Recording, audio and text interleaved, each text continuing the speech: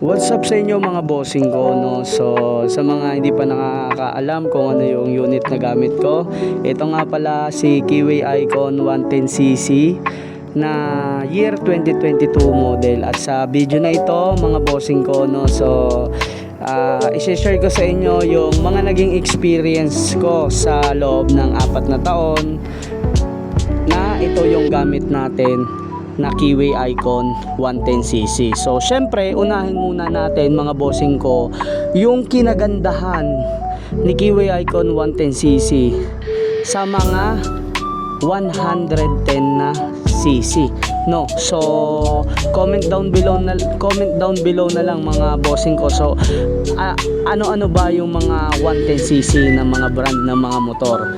So sa akin siguro sa pagkakaalam ko yung mga 110cc mga kagaya ng mga Honda Beat, no? Honda Beat. So yun, Honda Beat, Wave 110. So yun lang yung alam ko. So comment na lang kayo mga bossing ko kung ano nga ba yung mga 110cc pa na alam niyo na ibang brand pa ng motor, no? So yun na nga mga bossing ko, no? So balik na tayo dito sa kinagandahan ni Kiwi Icon 110cc. So ano bang advantages sa Kiwi Icon 110cc sa ibang 100cc na motor, no? So sa 4 na taon ko nagamit tong si Kiwi Icon 110cc mga bossing ko, isa sa mga nagustuhan ko rito ay yung gas niya mga bossing ko, dahil sobrang tipid talaga ng gasolina ni Kiwi Icon 110cc para sa akin mga bossing ko, para sa akin, sa experience ko. Paano ko nasabi? Kasi nung wala pa tayong motor na ganitong 110cc na Icon, naka Honda Beat tayo, no? Yung Honda Beat version 1. And syempre dahil matagal na rin tayong user nun, na-estimate natin kung gaano nga ba katipid si Honda Beat version 1, no? So estimated ko kay Honda Beat version 1 mga bossing ko, ang per liter niya parang nag-range siya ng mga 30 to 35 kilometer, no? So pero dito kay Kiwi Icon 110cc talagang mapapabili ka ng ganitong motor, lalong lalo na kung gagamitin mo sa pambalagbagan, no? Kung gagamitin mo lang sa pan-deliver, sa pampamilya, kapag ka may mga lakad ka. At hindi lang yan mga bossing ko, no?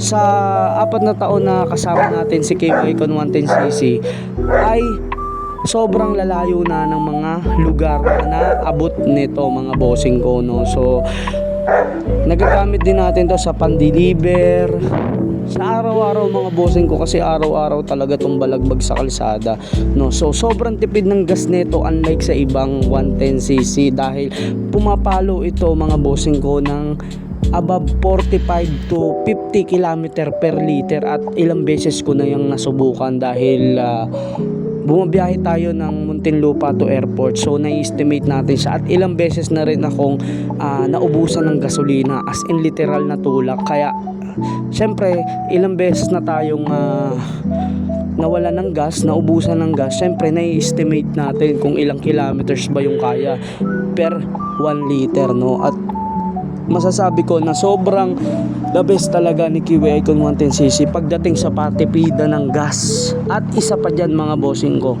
pagdating sa maintenance, sobrang tipid talaga. Halos mga minor na issue lang yung na-experience ko rito kay Kiwi Icon 110cc. So minor, syempre kagaya dyan yung na-experience ko na naputulan tayo ng belt. Syempre normal lang yan kahit anong brand ng motor. Naputulan tayo ng throttle cable, so yun yung nag-experience natin. So halos mga minor lang mga bossing ko. And nawalan tayo ng ilaw, syempre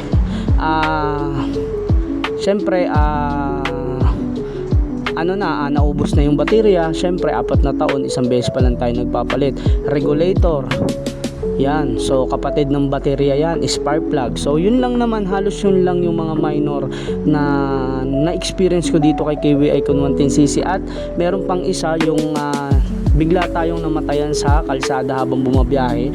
So napag-alaman ko na sa minor lang yun. So ang ginawa ko lang, pinalinisan ko yung carb, then okay na ulit. And kapag namatayan kayo ay meron naman dyan na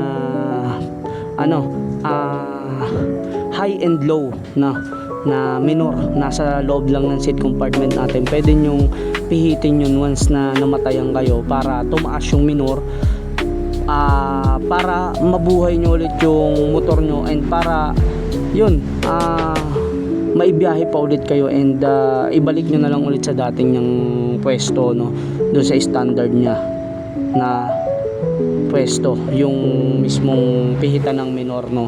So yun lang mga bossing ko, halos yun lang naman yung na-encounter ko na naging problema ni Kiwi Icon 110cc sa 4 na taon mga bossing ko. 2022 ko siya na get, no. So March 6, 2022, so napakatagal na nun. Biruin mo hanggang ngayon, may kita nyo naman mga bossing ko na ito pa rin yung itsura ni Kiwi Icon 110cc natin. At syempre makikita ninyo na syempre may mga ilang accessories na rin tayong idinagdag dyan, kagaya ng MDL bracket, so yung ilaw ng MDL, so plug and play lang lahat yan. Meron tayo yung available sa Yellow Basket, or ilalagay ko na lang yung link dyan at saka dyan sa Yellow Basket. Lahat ng mga nakikita nyo, itong cover ng front universal, makikita ninyo yung gulong natin, napakalapad. So sa mga gustong magkaroon din ng ganito kalapad ng gulong, ang size nito is 100 by 80 by 14 yung harap. Yung likod natin 110 by 80 by 14, so napakalapad. Pero wala siyang sayad mga bossing ko, dahil depende yan sa shock absorber na gamit nyo sa likod, no. So meron tayong extension dito, kaya makikita ninyo mga bossing ko, may extension tayo dito. And sa mga hindi alam pala kung anong sukat ng shock at balak magpalit ng shock, 330mm po yan na rear shock, no, universal. So kahit anong shock basta 330mm,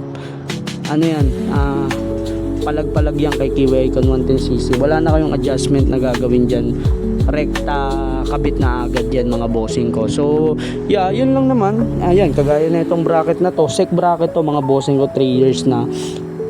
3 years mahigit na. So plug and play yan mga bossing ko, no.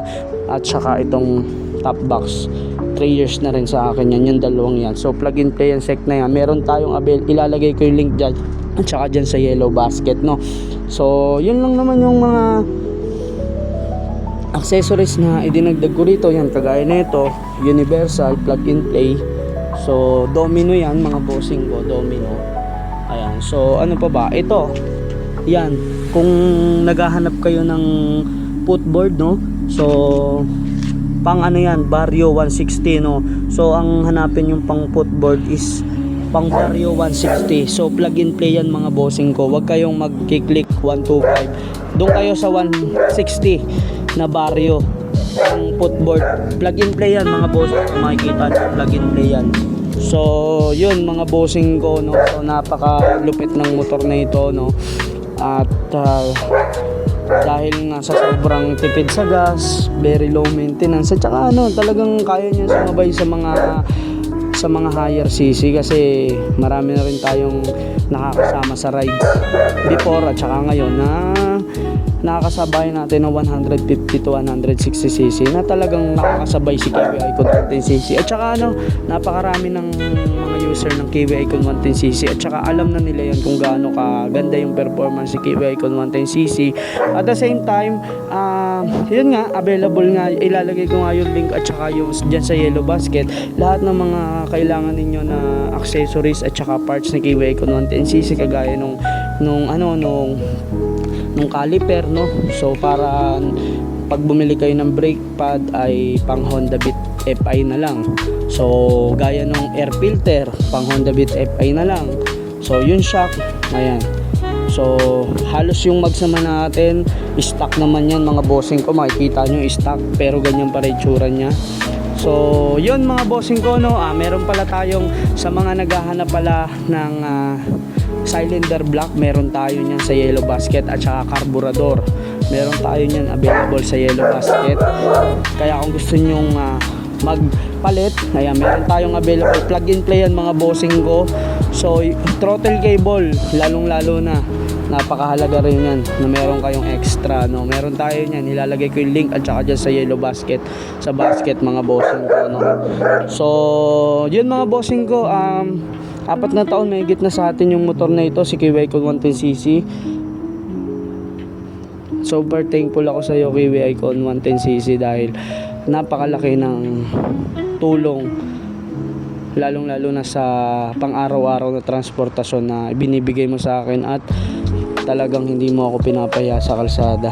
And sobrang panalo na ako sa iyo, sobrang tubon-tubo na ako sa iyo, lalong lalo na at nagagamit pa kita pang-deliver araw-araw. So napakamura mga bossing ko ng Kiwi Icon 110cc, na pumapalo lang siya ng around 60 plus. So kung naghahanap kayo ng budget meal pero tatagal sa inyo yung unit, and very pinakamalaga naman yung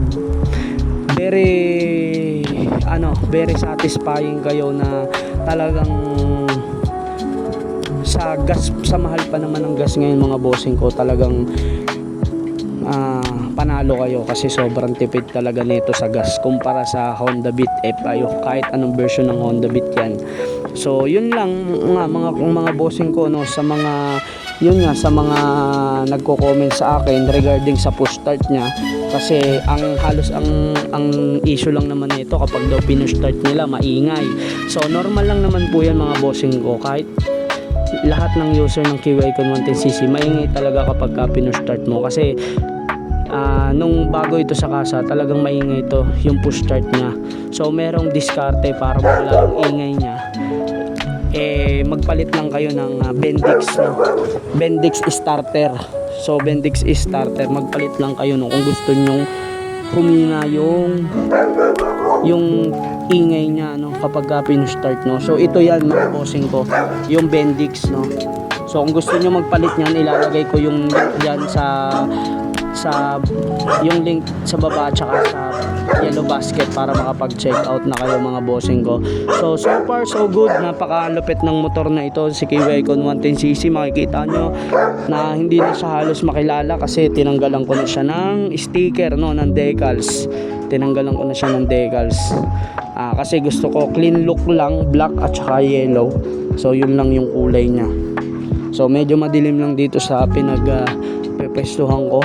So yun lang yung experience ko dito kay Kiwi Icon 110cc, and shout out pala sa lahat ng mga naka Kiwi Icon 110cc dyan.